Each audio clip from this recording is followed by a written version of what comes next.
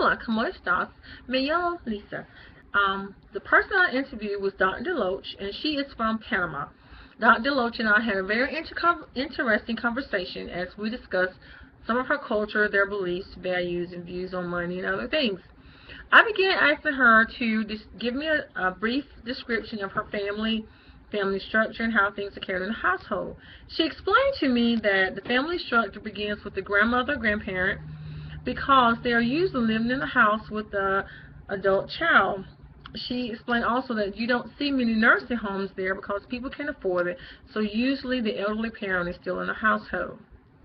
The father of the household is referred to as the manchista, which means man in charge or man in control. And that is basically how the household is run. Whatever the man says is usually how everything should operate.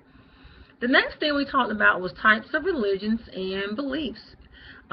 She explained to me that in the past, the Catholic was the #1 religion until they began to build the Panama Canal. Once they began to build the Panama Canal, people from the islands in France began to come into Panama, and they were practicing the religion of Protestant. So a lot of people began to practice the Protestant religion. And then around the 1980s, she explained that people began to practice more Christianity as well. As far as beliefs, she compared a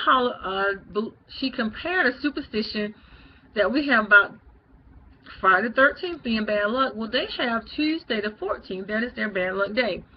She said she never knew why that was considered bad luck, but it was. Another thing that she shared is when a child is born, a red cloth bracelet is put around the child's wrist to protect them from evil. Usually there is an elderly grandparent in the house that makes those and put around her child's arm. She told me a story that her mother made one for her son, and she was a little concerned because she thought her son would actually chew on and swallow and choke, but he did not. The next thing we talked about was greetings. She explained in the past that they did hug when they greet, and they were very hearty handshake. They don't hug as much anymore because she thinks a lot of people there now are more concerned about germs and getting sick and health issues.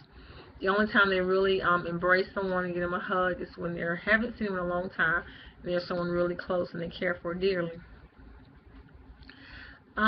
We also discussed dating. She explained that when she was younger, girls actually were not allowed to date until they finished high school or graduated, and then they could date and basically go right into marriage.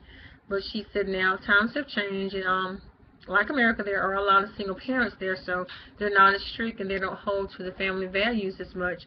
So girls now are dating at very young ages, and even girls in high school are allowed to have their boyfriends to come and stay over.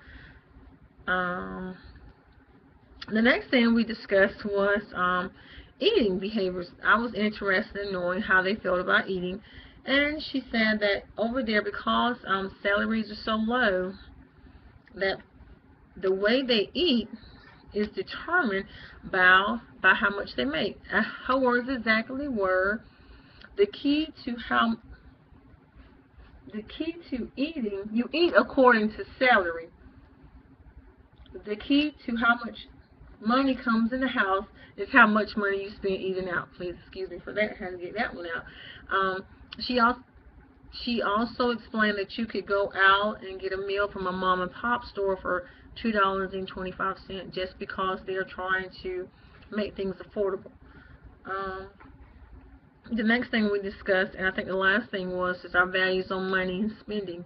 In America, we try to keep up with fashion and name brand and spend $2,000 or $3,000 on shoes and purses. And she explained that it was very simple. She said those who have the money spend it, and those who do not spend it. Thank you.